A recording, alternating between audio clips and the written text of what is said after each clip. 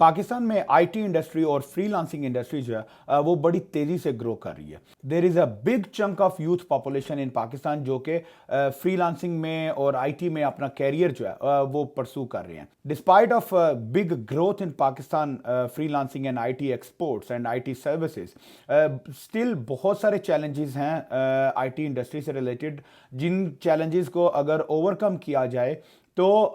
हमारी IT industry बहुत ज़्यादा मज़ीद तेज़ी से ग्रो कर सकती है और इंटरनेशनल बिजनेस कम्युनिटी में अपना एक स्टैंडर्ड जो है वो मेंटेन कर सकती हैं। Along with other infrastructural और intellectual challenges, some of the basic complications जो फेस होती हैं वो ये है कि आपके payment gateways one of the big reason कि पाकिस्तान में कोई ऐसा commonly accessible payment gateway systems नहीं है जहां से इंटरनेशनल क्लाइंटल को अप्रोच किया जा सके, इंटरनेशनल क्लाइंटल की इनवॉइसिंग्स की जा सके और उनसे पेमेंट जो है वो प्रोसेस की जा सके। इसी तरह जो पाकिस्तान के जो बैंक्स हैं, जो पाकिस्तान का जो बैंकिंग पेमेंट सिस्टम है वो इंटरनेशनल पेमेंट गेटवेज को भी ज़्यादा सपोर्ट नहीं करता। So practically speaking international payments Pakistan में एक्सेप्ट करना या पाकिस्तानी बैंकिंग कार्ड से और पाकिस्तानी बैंक्स से इंटरनेशनल रेमिटेंसेस करना, इंटरनेशनल वेंडर्स को जो है वो पे आउट करना, या इंटरनेशनल जो डिफरेंट वेबसाइट्स हैं, आपने कुछ सॉफ्टवेयर्स परचेज किए हैं या इस तरह के कोई भी आपके जो बिजनेस से रिलेटेड जो डिफरेंट सब्सक्रिप्शंस हैं या कोई भी आपके वेंडर्स हैं, आपको उनको पेमेंट करना हो तो that becomes little bit challenge. On the other side एक और चैलेंज जो है वो ये होता है कि इंटरनेशनल क्लाइंट्स को जब आप सिटिंग इन पाकिस्तान अप्रोच करते हो तो आपको अप्रोच करने में बहुत डिस्टर्बेंस आती है और इसके साथ साथ इंटरनेशनल क्लाइंट का ट्रस्ट जो है वो बीइंग इंडिपेंडेंट बिजनेस या लोकल बिजनेस इन पाकिस्तान आप वो लेवल नहीं ट्रस्ट का डेवलप कर सकते जो कि इंटरनेशनल बिजनेसेस को, for example US based companies को यूएस के लोकल जो बिजनेसेस हैं उन पे होता है। And over the recent, couple of months and the years, I have seen that there are a lot of agencies and companies sitting in Pakistan doing a pretty decent amount of revenue and businesses. लेकिन वो सब revenues और सब amounts और सब businesses जो है वो डाइवर्सिफाइड हैं। कोई आपने अपने किसी चाचा, खाला, मामू या किसी दोस्त यार के नाम पे कंपनीज खोली हुई हैं, उनके नाम पे आप अपने रेवेन्यूज जो है जो इंटरनेशनल बैठे हैं उनके नाम पे आप रेवेन्यूज अपने जनरेट कर रहे हैं, या आप उनके बैंक अकाउंट्स को यूज कर रहे हैं, उनके पेमेंट गेटवेज को यूज कर रहे हैं, which is fine. But the only difficulty is और अनफॉर्चुनेट सिनेरियो इज के all of your hard work वो आपको कोई लॉन्ग टर्म पे बेनिफिट नहीं दे रहा। तो आज की इस वीडियो में मैं उन तमाम डिजिटल एंटरप्रेन्योर्स, उन तमाम एजेंसी ऑनर्स, उन तमाम आईटी कंपनी ऑनर्स के लिए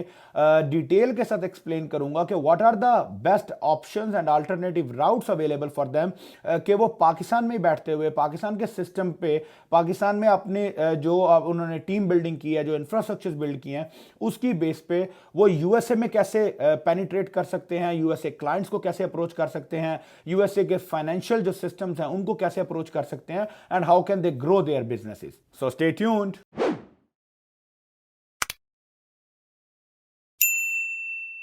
अस्सलाम वालेकुम, my name is Rahil Shaikh, I am a business consultant based in Virginia, USA. मेरी फर्म स्टार्टअप बिजनेस ब्यूरो में we provide consulting and management services to international investors and entrepreneurs जो USA में अपना business establish करना चाहते हैं और उस बिजनेस की बेस पे यूएसए के बिजनेस वीजास, मोर कॉमनली ई वीजास जो है उनको परसू करना चाहते हैं। While talking to a lot of investors and clients, I have seen that there is a lot of challenges going on in the Pakistan IT field or digital entrepreneurship or freelancing industry, जिनमें से सबसे बड़ा यह है कि international क्लाइंटल्स को कैसे approach किया जाए, इंटरनेशनल क्लाइंट्स का ट्रस्ट कैसे विन किया जाए और इंटरनेशनल पेमेंट गेटवेज और पेमेंट सिस्टम्स जो है उनको कैसे अप्रोच किया जाए। So there is a great news for these all entrepreneurs जो कि established businesses हैं, जो कि अच्छे growing agencies हैं जो international clients को serve कर रही हैं या उनका सर्व करने का प्लान है, जिनकी एक काफ़ी एक्सटेंसिव टीम स्ट्रेंथ मौजूद है, ह्यूमन रिसोर्सेज मौजूद हैं। मैंने ऐसी ऐसी एजेंसीज देखी हैं जहाँ पे 300-400 एम्प्लॉयज़ काम कर रहे हैं, 200 एम्प्लॉयज़ काम कर रहे हैं और उसके बावजूद उनका जो सारा बिजनेस है वो किसी अपने दोस्त, किसी रिश्तेदार, किसी मामू, चाचू, खाला के नाम पे है। पेमेंट गेटवेज के लिए जो पेमेंट बैंकिंग सिस्टम्स है वो अपने डिफरेंट जो है वो जानने वाले या रेफरेंस के लोगों के नाम पे इंटरनेशनल जो है वो गेटवेज यूज़ हो रहे हैं and eventually actually after doing hundreds and thousands of dollars business per month, जो उनको कोई लॉन्ग टर्म पे बेनिफिट नहीं हो रहा। तो आप लोगों के लिए जो सबसे बड़ी न्यूज़ है वो ये है कि यूएसए का एक ज़बरदस्त बिजनेस वीज़ा है, जिसको E1 ट्रीटी ट्रेडर वीज़ा के नाम से जाना जाता है। ये ट्रीटी कंट्रीज के उन एंटरप्रेन्योर्स के लिए है जो यूएसए के साथ कोई भी ट्रेड करते हैं। अब ट्रेड को पहले समझते हैं कि trade can be anything, product और service which you are exchanging with US market. For example, अगर आप कोई प्रोडक्ट है तो यूएसए में सेल कर रहे हो, या यूएसए की प्रोडक्ट आप अपने कंट्री में, ट्रीटी कंट्री में लेके जा रहे हो, तो वो ट्रेड है। और इसी तरह अगर आप कोई भी सर्विसेज दे रहे हो, आईटी की सर्विसेज है फॉर एग्जाम्पल, और आप यूएसए के क्लाइंट्स को सर्विस दे रहे हो, तो that it is also considered as a trade. तो तमाम IT services, digital marketing, e commerce services, web designing, developments, graphics, आपके सीआरएम्स, आपके mobile app developments, digital marketing, SEO, ये तमाम सर्विसेज अगर आप यूएसए क्लाइंट्स को दे रहे हो तो it is considered as a trade between the US and the treaty country. और ये ट्रेड अगर आप एक अच्छे एक्सटेंसिव वॉल्यूम पे लेके जाते हो, it can lead you towards E1 treaty trader visa. अब ये समझते हैं कि ये वीजा काम कैसे करता है। The beauty of this visa is कि इस वीजा के लिए आपको कोई बहुत एक्सटेंसिव इन्वेस्टमेंट जो है वो यूएसए में नहीं करनी है। आपका एग्जिस्टिंग सेटअप मैच्योर होना चाहिए, स्ट्रांग होना चाहिए। नॉट नेसेसरीली कि अगर आप 3 बंदे या 5 बंदों की एक एजेंसी है और आपके पास जो है वो 2 3 4 क्लाइंट्स मौजूद हैं, तो आप इस वीजा को क्वालिफाई मोर लाइकली नहीं कर पाओगे, because this has to be a sufficient substantial trade. Substantial trade का क्या मतलब है कि आपके पास इतना वॉल्यूम ट्रेड का मौजूद है कि आप अपने एक एम्प्लॉय को as a director of the company USA में मूव कर सकते हो, as a owner of the company, director of the company, जो कि यूएसए में आपकी बिजनेस डेवलपमेंट एक्टिविटीज जो है वो परसू करेगा। और आपकी कंपनी में इतना पोटेंशियल मौजूद होना चाहिए कि वो कंपनी उस इन्वेस्टर की सैलरीज या उसके expenses while staying in USA उनको अफोर्ड कर सके। तो सबसे इंपॉर्टेंट यह है कि आपका ट्रेड वॉल्यूम हाई हो और कंपनी की प्रॉफिटेबिलिटी इतनी सफिशिएंट हो कि वो उस एम्प्लॉय को, उसकी कॉस्ट ऑफ लिविंग को, यूएस एक्सपेंशन को अफोर्ड कर सके। तो वो तमाम एजेंसीज जो कि 20 30 50 100 एम्प्लॉयज के साथ काम कर रहे हैं, चाहे वो फ्रीलांसिंग में है, चाहे वो आईटी में है,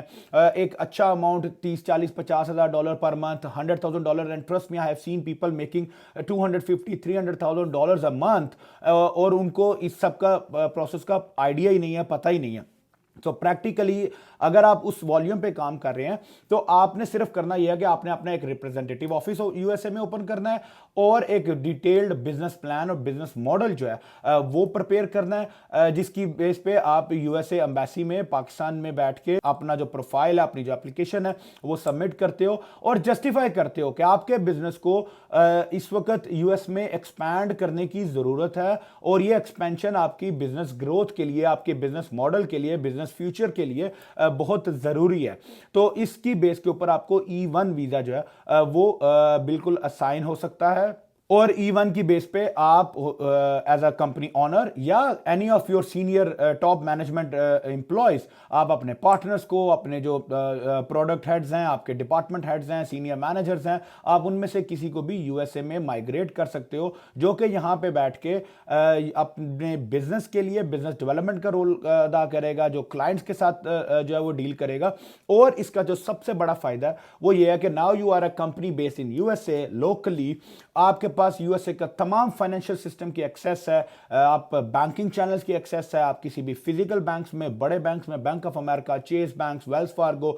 you name it and you get it, you know, आप किसी भी बैंक में अपना अकाउंट खोल सकते हो, आप पेमेंट गेटवेज यूज कर सकते हो, PayPal, Stripe, any kind of a gateways, whatever you want to use, आप वो कर सकते हो और आप इनवॉइसिंग कर सकते हो, क्लाइंट्स को बिलिंग कर सकते हो। And lastly a secret tip is कि sitting in Pakistan and sitting in USA, there is a big difference in your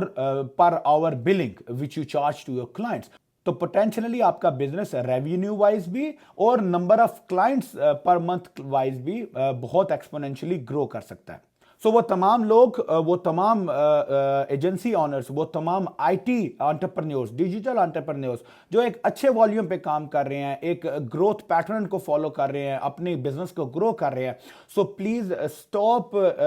deviating your revenues and putting it under different people और different individual names, but instead आप उन सबको consolidate करें, अपनी company के नाम पे लेकर आए, अपना क्रेडिट्स बिल्ड करें, अपने जो है वो यूएस का बिजनेस प्रोफाइल बिल्ड करें और उसकी बेस पे E1 वीजा को क्वालिफाई करें, जो कि लॉन्ग टर्म में आपको बेनिफिट देता रहेगा। And the best part about E1 visa is कि आपको कोई इन्वेस्टमेंट्स नहीं करनी है और आपका जो सारे का सारा जो एक्चुअल इन्वेस्टमेंट है, जो एक्सपेंशन है, जो आपके एम्प्लॉयमेंट अपॉर्चुनिटीज हैं, वो सब आप अपने कंट्री में पाकिस्तान में क्रिएट कर रहे हो। वहीं पे बैठ के आप वहीं पे अपने बिजनेस को ग्रो करते जाओ और इंटरनेशनल क्लाइंट्स को यहां से बिजनेस डेवलपमेंट की मद में आप उनको जो है वो मजीद कैप्चर कर सकते हो। सो यूएस बिजनेस से रिलेटेड या यूएस बिजनेस वीजा से रिलेटेड आपके कोई क्वेश्चंस हो, कोई कंसर्न्स हो, तो feel free to reach out to me and my team would be happy to address all of your concerns. Thank you so much. अस्सलाम वालेकुम।